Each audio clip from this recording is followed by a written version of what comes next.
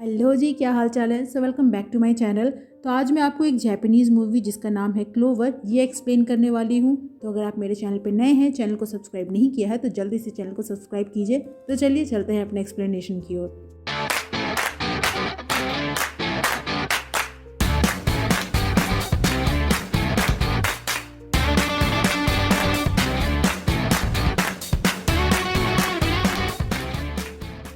ये मूवी है एक लड़की साया की, जो कि एक होटल के इवेंट प्लानिंग डिपार्टमेंट में काम करती है और हर बार कुछ न कुछ गलतियां करती है, जिस वजह से उसे अपने सुपरवाइजर सूगे से डांट सुननी पड़ती है। वो उसके हर काम में कुछ न कुछ गलतियां निकालता है और पॉइंट आउट करता है। सूगे की पर्सनैलिटी ऐसी है कि उसके चेहरे पे स्माइल कभी किसी ने नहीं देखी, पर अपने काम में वो बिल्कुल परफेक्ट है। एक दिन वो साया को बात करने के लिए बुलाता है और साया को लगता है कि वो फिर से डांट सुनने वाली है, पर सूगे अचानक से उससे डेट करने को पूछता है। पर साया को लगता है कि वो उसके साथ मजाक कर रहा है, पर सूगे सीरियस होता है और बोलता है कि जल्दी ही उसका ट्रांसफ़र अब्रॉड होने वाला है। लेकिन वहाँ जाने से पहले वो चाहता है कि उसके साथ एक ऐसा पार्टनर हो जो उसे सपोर्ट कर सके, और भले ही उसकी नज़रों में वो गलतियाँ करती है, पर वो बहुत ही मेहनती और अडेप्टेबल है। तो साया ये बात अपनी फ्रेंड्स को भी बताती है, जो बोलती हैं कि उसे सूगे को डेट करना चाहिए, क्योंकि भले ही सूगे की पर्सनैलिटी कोल्ड है, पर फिर भी वो होटल के फीमेल एम्प्लॉयज़ में काफ़ी फेमस है। पर साया को उसका ये एटीट्यूड अच्छा नहीं लगता, तो इसलिए वो उसे ना बोलने का डिसाइड करती है। लेकिन नेक्स्ट डे वो होटल में एक गेस्ट को देखती है जिसका नाम है हारुकी, जो कि एक फेमस सिंगर और एक्टर है, और कभी जब दोनों मिडिल स्कूल में थे तो एक दूसरे को डेट किया करते थे, लेकिन अभी वो किसी और लड़की के साथ था। बाद में साया ये बात सूगे को भी बताती है कि हारुकी के डैड का ट्रांसफ़र हुआ था यूएसए में, जिसकी वजह से वो दोनों अलग हो गए। लेकिन आज तक वो हारुकी का वेट करती रही, क्योंकि उसने उसे प्रॉमिस किया था कि वो वापस ज़रूर आएगा, लेकिन अब वो किसी और के साथ है और उसकी वजह से उसने कभी कोई रिलेशन भी नहीं रखा। और सूगे भी उसकी पूरी स्टोरी एकदम शांति से सुनता है, जो दिखाता है कि भले ही उसकी पर्सनैलिटी कोल्ड है, पर वो जिस चीज़ में भी कमिटेड होता है उसमें अपना 100% देता है। और साया को बोलता है कि जब तक उसे दोबारा प्यार नहीं हो जाता वो उसके साथ प्रैक्टिस कर सकती है। लेकिन इन सब के बावजूद भी सूगे का साया को डांटना कंटिन्यू रहता है। फिर होटल में वैलेंटाइन डे इवेंट ऑर्गेनाइज किया जाता है, जिसमें हारुकी और एक और फीमेल एक्ट्रेस को बुलाया जाता है, जिसके लिए साया एंड टीम पूरी मेहनत करती है। लेकिन उन्हें पता चलता है कि फीमेल एक्ट्रेस ने मना कर दिया है कि वो इवेंट में पूरे टाइम तक नहीं रहेगी, जिस वजह से साया को पर्सनली उसके मैनेजर से मिलना पड़ता है और उनसे रिक्वेस्ट करती है कि वो लोग एंड तक उस इवेंट में रुकें। पर पहले तो वो मैनेजर मना करता है और बोलता है कि वो लोग बिजी हैं, पर अचानक से वो मान जाता है और हमें पता चलता है कि यहाँ उसकी हेल्प सूगे ने की थी, उस एक्ट्रेस के एजेंसी चीफ से बात करके, जो कभी उसकी गर्लफ्रेंड हुआ करती थी। फिर उस इवेंट में हारुकी साया से मिलता है, दोनों थोड़ी देर बातें करते हैं और साया उसे सूगे के बारे में भी बताती है। वो उससे मिलाना भी चाहती है, पर सूगे तो उसकी तरफ ध्यान भी नहीं देता। इवेंट के बाद साया आती है एक्ट्रेस की एजेंसी में उन्हें थैंक यू बोलने के लिए, और वहाँ उसे पता चलता है कि उसकी हेल्प सूगे ने की है, और ये भी कि एजेंसी की चीफ उसकी एक्स गर्लफ्रेंड है। जिसके बाद वो गुस्से में आती है सूगे के पास और बोलती है कि उसने उसे बताया क्यों नहीं कि उसने उसकी हेल्प की है, और अगर वो अपनी एक्स गर्लफ्रेंड के थ्रू चीज़ों को हैंडल कर सकता था तो फिर उसने उसे इतना दौड़ भाग क्यों कराया, क्या वो उसका मजाक उड़ा रहा था। पर सूगे तो उसकी बातों पे कुछ ध्यान नहीं देता। फिर देखते हैं कि सभी एम्प्लॉयज़ वेकेशन पे आए होते हैं और साया सूगे से नाराज़ होती है, पर उसकी फ्रेंड उसे बताती है कि इवेंट में हुई गड़बड़ी के कारण मैनेजमेंट उसे जॉब से निकाल रही थी, पर सूगे ने उन्हें रोका था और उसकी हेल्प की थी एक्ट्रेस की एजेंसी से बात करके, वो भी अपने प्राइड को साइड में रखकर। और साया को रियलाइज़ होता है कि बिना कुछ जाने वो सूगे पे खामखा नाराज़ हो गई। लेकिन तभी वो देखती है उसे किसी और लड़की के साथ बोटिंग करते हुए, तो दोनों का पीछा करती है। दरअसल वो लड़की सूगे के साथ फ्लर्ट कर रही थी और ज़बरदस्ती उसे किस करती है, और जब साया ये देखती है तो दोनों को रोकने के चक्कर में खुद ही लेक में गिर जाती है, जिसे सूगे पानी से बाहर निकालता है। और जब साया होश में आती है तो उससे पूछता है कि क्या वो पागल है, पर साया बोलती है कि वो उसे किसी और लड़की के साथ नहीं देख सकती, यानी कि वो सूगे को लाइक करने लगी है, और सूगे भी उसे किस कर लेता है और यहाँ से दोनों ऑफिशियली एक कपल बन जाते हैं। नेक्स्ट डे से साया फुल एक्साइटमेंट में ऑफिस आती है, ये सोचकर कि अब से दोनों का ऑफिस रोमांस चालू होगा, पर ये सब कुछ इसकी इमेजिनेशन होती है। सूगे अपने काम में इतना बिजी होता है कि उस पर ध्यान ही नहीं देता। इवन ऑफिस के बाद भी वो बिजी होता है और साया पे कोई ध्यान नहीं देता, ना ही उसे कुछ टाइम देता है, और उसे लगता है कि इस रिलेशन में बस वही एक्साइटेड है। लेकिन एक दिन सूगे उसे एक फाइल चेक करने को देता है, जिसमें उसने नोट लगाया था कि काम के बाद वो उससे मिले, यानी कि रोमांस का मतलब उसे भी पता है। और जब साया उससे मिलने जाती है तो ये फर्स्ट टाइम था जब हम सूगे को स्माइल करते देखते हैं। फिर दोनों चेरी ब्लॉसम फेस्टिवल में जाते हैं। चेरी ब्लॉसम फेस्टिवल जापान में बहुत ही फेमस है। लोग पार्क या गार्डन में जाते हैं जहाँ पे ये पौधे होते हैं एक पर्टिकुलर मंथ में जब ये फूल खिलते हैं और बड़ा ही प्यारा नज़ारा होता है। वैसे जापानीज़ में चेरी ब्लॉसम को साकुरा बोलते हैं और साकुरा से मुझे याद आया कि इंडिया भी अब 28th साकुरा कंट्री है। साकुरा कंट्री उन्हें बोलते हैं जहाँ ये प्लांट होते हैं। एंड थैंक्स टू जापान जिन्होंने हमें ये प्लांट्स गिफ्ट में दिए थे और अब इंडिया के नॉर्थ ईस्ट रीजन में ये प्लांट्स लगाए जा रहे हैं। एंड मे भी एक टाइम आएगा जब हमारे यहाँ भी बाकी ईस्ट एशियन कंट्रीज़ की तरह चेरी ब्लॉसम फेस्टिवल्स होंगे, may be. Okay, back to story. फिर सूगे साया को अपने घर लेकर आता है जहाँ दोनों एक दूसरे के क्लोज आते हैं। नेक्स्ट डे साया उसे डेट पे चलने को बोलती है, वो भी अम्यूजमेंट पार्क में, जहाँ राइड के बाद सूगे की हालत ख़राब होने लगती है क्योंकि उसे हाइट का फोबिया है। तो साया बोलती है कि वो उसे पहले ही बता देता तो वो उसे पार्क में लेकर नहीं आती, पर सूगे बोलता है कि वो जिस लड़की को लाइक करता है उसके सामने अपनी वीकनेस कैसे दिखा सकता है। ये पहली बार था जब सूगे ये एक्सेप्ट करता है कि वो साया को लाइक करता है। वैसे जनरली वो अपनी फीलिंग्स को एक्सप्रेस नहीं करता। एक दिन उसे होटल के एमडी से पता चलता है कि नेक्स्ट मंथ से उसे पेरिस ट्रांसफ़र किया जा रहा है जहां उनका चेन होटल खुलने वाला है और उसे प्रोजेक्ट का हेड बनाया गया है और सूगे इस ट्रांसफ़र को एक्सेप्ट कर लेता है। वहीं साया अपनी फ्रेंड से बातें कर रही होती है। दरअसल कुछ ही दिनों में उसका बर्थडे आने वाला है और उसे समझ नहीं आ रहा कि वो ये बात सूगे को बताए या नहीं बताए। और उसे मैगजीन में एक रिंग पसंद आती है जिसे लेने के लिए 1 महीने पहले से प्री ऑर्डर करना होता है और साया की फ्रेंड उसे सजेस्ट करती है कि वो अपने बर्थडे वाले दिन सूगे के साथ डबल डेट पे चले और वहाँ वो बातों बातों में उसे बताएंगे कि आज उसका यानी कि साया का बर्थडे है। वहीं सूगे जब एमडी के साथ होता है तो एक एम्प्लॉय से मिलता है जो कभी एक चीफ हुआ करता था पर अब उसका डिमोशन हो गया है क्योंकि उसने मैनेजमेंट के ट्रांसफ़र ऑफर को डिक्लाइन कर दिया। यानी कि अगर आप मैनेजमेंट के किसी भी फैसले से अगेंस्ट जाते हैं तो या तो आपका डिमोशन होगा या फिर आपको जॉब से भी निकाल दिया जाएगा। फिर वो एमडी के साथ एक रेस्टोरेंट में जाता है जहां वो मिलता है एमडी की बहन शियोरी से जो कि एक मैरिज डेट पे आई थी, पर जब सूगे को देखती है तो उससे अट्रैक्ट होती है और बाद में अपने डेट को छोड़कर सूगे और एमडी के साथ ही डिनर करने बैठ जाती है और एमडी वहां से किसी काम से चला जाता है। तो सूगे भी शियोरी को बाय बोलकर जाने लगता है पर वो उसे फोर्स करती है उसके साथ डिनर करने के लिए।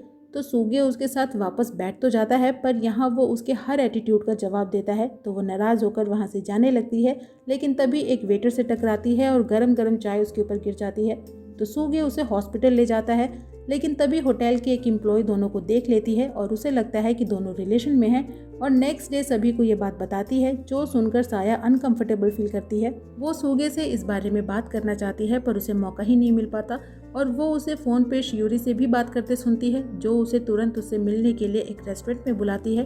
तो ना चाहते हुए भी सूगे वहाँ जाता है और शियोरी उसे बताती है कि पेरिस वाले प्रोजेक्ट पे अब वो भी उसके साथ है क्योंकि वो उस प्रोजेक्ट की डायरेक्टर है। फिर आता है साया का बर्थडे और वो अपनी फ्रेंड के साथ डबल डेट पे आती है और उसकी फ्रेंड सूगे से बात करना चालू करती है और पूछती है कि उसका बर्थडे कब आता है, जिस पे वो बताता है कि उसका बर्थडे 2 हफ्ते पहले ही जा चुका है। जो बात साया भी सुनती है और बिना किसी को बताए वहाँ से सूगे के लिए गिफ्ट लेने चली जाती है। और यहाँ जब सूगे को पता चलता है कि वो मिसिंग है तो वो उसे ढूंढने लगता है और जब वो उसे मिलती है तो उस पर नाराज़ होता है बिना बताए जाने के लिए। पर साया को ये बात बुरी लगती है। उसे लगता है कि उन दोनों का रिलेशन स्टूडेंट टीचर की तरह है जिसमें वो बस उसे समझाता रहता है और अपनी कोई बात उसे नहीं बताता। यहाँ तक कि ये भी नहीं कि उसकी और शियोरी के जो रूमर्स है वो सही है या गलत। पर सूगे बोलता है कि वो चाह कर भी इस मैटर पे कुछ नहीं बोल सकता क्योंकि वो मैनेजमेंट के अगेंस्ट नहीं जा सकता।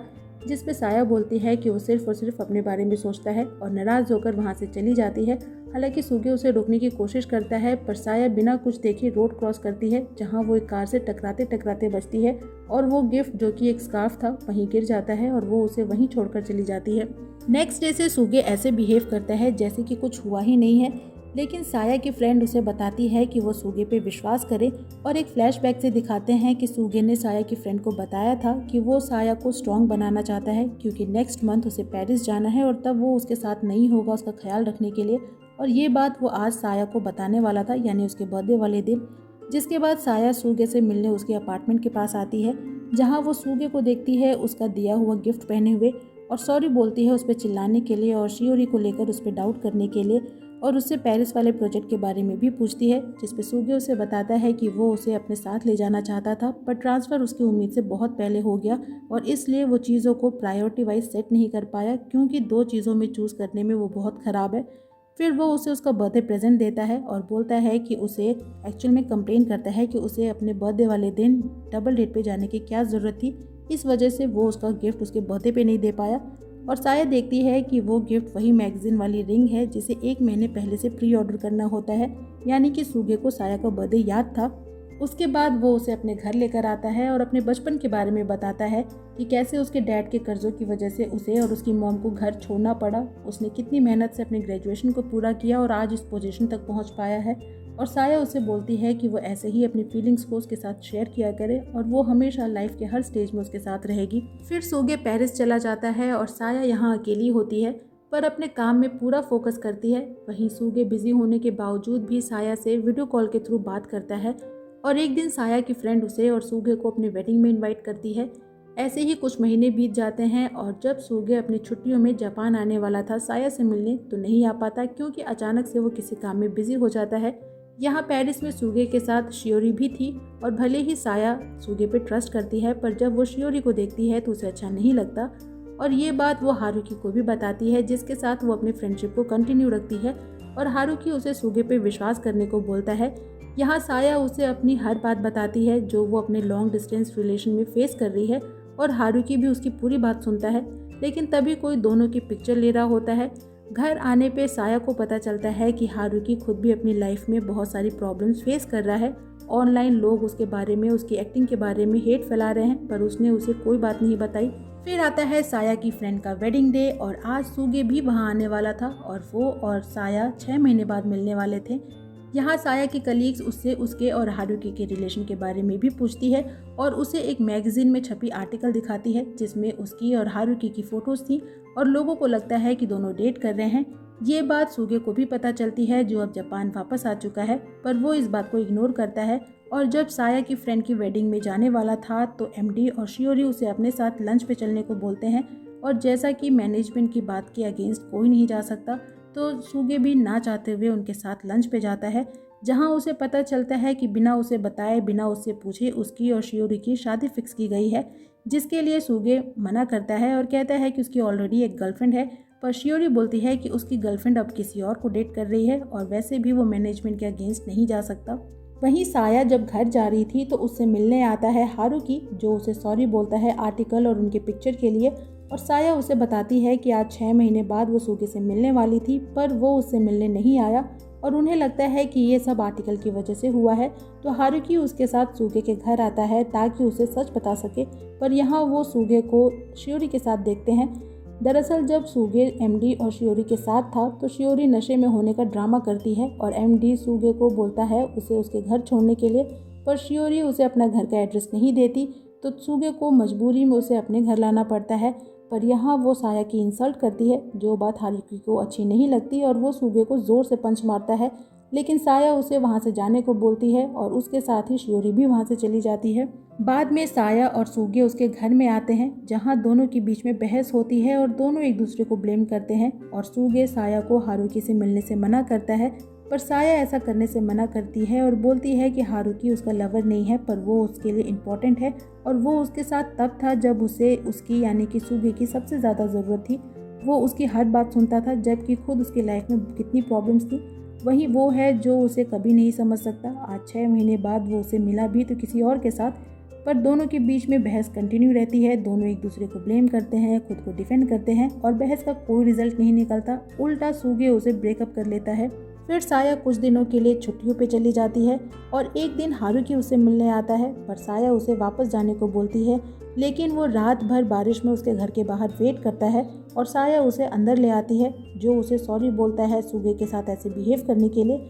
यहाँ वो साया के क्लोज जाने की भी कोशिश करता है पर वो उसे इग्नोर करती है और नेक्स्ट डे उसे स्टेशन तक छोड़ने जाती है लेकिन हारुकी ज़बरदस्ती उसे अपने साथ ट्रेन में खींच लेता है। नेक्स्ट सीन में दोनों को एक चर्च में देखते हैं और यहाँ हारुकी साया को बताता है कि वो आज भी उसे लाइक करता है और उसे किस करने जाता है पर साया उसे कोई रिस्पॉन्स नहीं देती और बोलती है कि वो उसका वेट किया करती थी पर जब उसने उससे कोई कांटेक्ट नहीं किया तो धीरे धीरे वो उससे दूर होती चली गई और अब वो दोबारा उसे प्यार नहीं कर सकती और हारुकी समझ जाता है कि वो अभी भी सूगे को ही प्यार करती है।